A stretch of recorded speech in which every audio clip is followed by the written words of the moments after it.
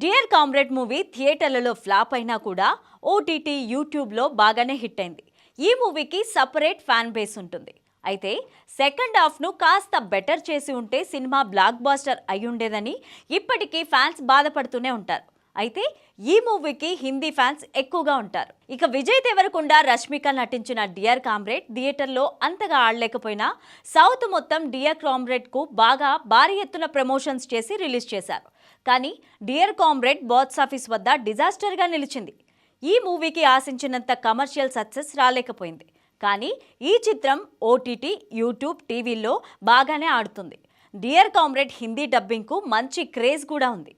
ఇక యూట్యూబ్లో dear comrade Hindi డబ్బింగ్కు ఫుల్ డిమాండ్ ఉందని ఆ వ్యూస్ని చూస్తే తెలిసిపోతుంది. గీతా గోవిందం తర్వాత విజయ్ దేవరకొండ, రష్మిక కలిసి చేయడంతో డియర్ కామ్రేడ్ మీద మరింతగా అంచనాలు పెరిగిపోయాయి.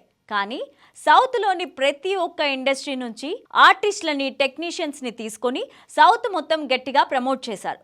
పాటలు బ్లాక్ బాస్టర్ అనిపించుకున్నాయి. కానీ తీరా చూస్తే సినిమా రిజల్ట్ మాత్రం తేడా కొట్టేసినట్టు అనిపించింది. డియర్ కామ్రేడ్ మూవీకి 400 మిలియన్ల వ్యూస్ రావడంతో దీనిపై విజయ్ దేవరకొండ స్పందించారు.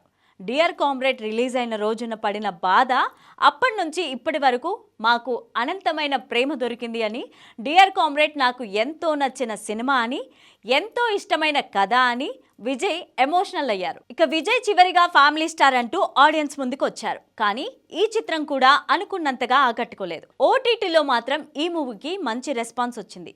థియేటర్లలో మంచిగా ఆడలేదు అని సోషల్ మీడియాలో ట్రోలింగ్ ఎదుర్కొన్న సంగతి తెలిసిందే.